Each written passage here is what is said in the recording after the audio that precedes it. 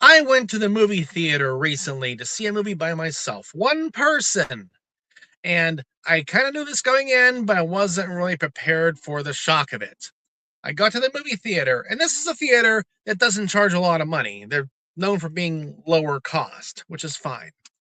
I got in there, the movie theater ticket itself was $8.25. Okay, I'm fine with that, not a big deal. And so we need to get something to go in there. And I planned for it. I didn't eat anything all day before I went to the movie theater because I knew I would get something there. So, large drink, raspberry iced tea with no ice in my case, and a large popcorn, plain with no butter, combo I always get. And I got a hot dog too. $8.25 became $31. Oh, $31. And I've watched other videos about movie theaters and their price models and how much they get to charge and how much they get to keep. And well, they make most of their money on this and that, and they need this to stay in business. Well, that's their problem. If they can't run a good business model and keep themselves in business, then maybe they shouldn't be in business, huh? Instead of killing a few people on the prices, make it up on volume. Lower the prices, get more people in there, and then you still get your same money, but with more people. It doesn't cost any more money to play a movie for 100 people than it does for one person. So I went, movie was what I thought it was. Everything was fine, but still $31. Like for three things, and it was supposed to be a combo deal. And I was just thinking about all the ways movie theaters try to trick you, and get you to spend more money on things there. First of all, the whole concession stand is all nice and brightly lit and all kind of colors and displays and everything. And you look at the things and, well, the small popcorn is this much, and they're still killing you $6 for it. But the way bigger one, well, it's only $8 or $9. So it's not that much more money, but you're getting a whole lot more, obviously. And the same thing with the drink cups, too. The small drink is, like whatever size, and then, you're still paying a lot of money for a small drink. But if you get the big one, well, it's a few more dollars, but you're getting more for your money.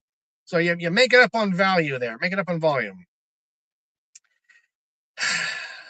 And, and people wonder why streaming services have gotten so popular, because you can pay one fee, like one monthly fee, and you get to watch all you want, and you're not getting killed on the prices of drinks and popcorn and stuff at home. I remember back in the good old days before COVID, that was the real game changer. I hate to use that word, game changer. I've made videos about that. But anyhow, COVID was the real time at which things changed for movie theaters, because, lockdown, shut down, mask everywhere you had to go. Non-essential businesses were closed down.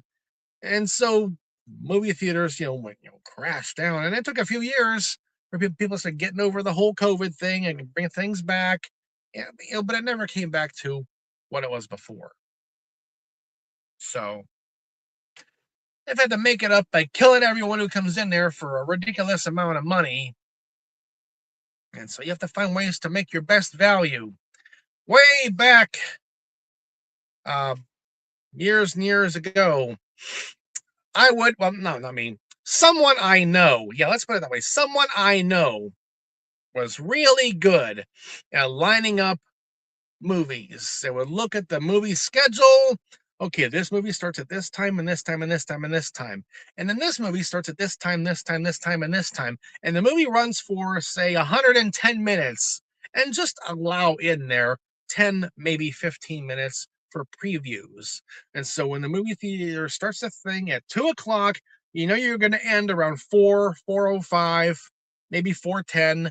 And now, what movie do you want to see after that is going to be starting as close to 4:05 or 4:10 as possible? Keeping in mind, it's going to start with 10 minutes of previews, maybe 15 minutes if it's a really big, fancy movie, made by a big studio. So you have to, get a piece of paper and write it all down and line it up like that. And then you could go and see anywhere from two or more. I mean, my record. I mean, not my record. Someone I know. Yeah, their record was 4 movies in a row. But by the time they told me, it wasn't me. They told me by the time they got out of the theater after slamming 3 or 4 movies, they were just mentally exhausted, and they didn't even really remember what they had just seen. They would have to look at their thing and, oh yeah, here's the list. These are the ones they went to see at a certain time. Oh, okay, I guess I mean they did see these movies and they can't remember a thing about it because it's so much on the big screen in your face for hours nonstop. Get the large drink and the large popcorn with the free refills and go, refill as necessary to get through the entire time you're in there. And the employees, don't worry about the employees. It's some high school kid making minimum wage. He's more concerned about doing stuff on his phone. He ain't paying attention to you. Just walk right on past him. Yeah, yeah. You gotta have that confidence.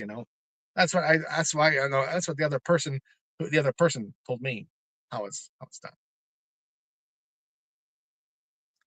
So, if you want to go to the movie theater these days, it better be for something you really want to see, or at least line up 2 in a row. You're gonna get your money's worth because they're ripping you as soon as you walk in there. You hit the ticket, the concession stand. You're rid of this thing for 30, $40 if you go with someone else. So, gotta get your money's worth. It would be nice if it wasn't like that, but I understand. Yeah, the theater has a lot of bills to pay. They have to throw a bunch of money back to the movie studios. They got expenses. Yeah, they make most of their money on the concession stand. Fine. But try to make it up on volume and not kill every individual person coming in there. Because that really makes you think, yeah, I'd like to see that movie, but is it worth $30 or $40? I don't know. Wait till it comes out on TV, or someone has a streaming subscription. Go watch it over there or download it somewhere or whatever. There's got to be a better way. And I would think the way things are going that within 20 to 30 years, movie theaters may go out of business entirely, or at least a whole lot more than they are now. It's good to go sometimes, but it can't be a couple of times a month or more like it used to be because, cost benefit. And plus, everyone is so used to it today. If you're watching a movie on your computer or at home, you can pause it, you can rewind it, you can back it up 30 seconds and see that part again. You can't do that in a movie theater. It just goes nonstop. And you have to go to the bathroom. You don't want to miss anything. Wait for what looks like a boring part in the movie and run in there and go to the bathroom and get back right away before something interesting happens. And then, years later, when you see it on TV or on your computer or whatever, then you can see, okay, what did I miss in those 3 minutes? Movie theaters. Nostalgia ain't like it used to be, and neither are movie theaters. It was a good time for a long time, but the business model has changed, the price has changed, and it just ain't like that anymore. And with internet and streaming services, they now have a lot of serious competition. So they're in a dying market. It's only going to get worse. I don't think it's ever going to go back to what it was like before COVID. Well, that's all for this episode. Please hit the like button. Help me work this YouTube algorithm and get some more watch hours and views in here. Write some comments about your movie theater experiences and tricks you used to pull or someone used to pull. And, hit the buttons there. You know what to do. Thanks.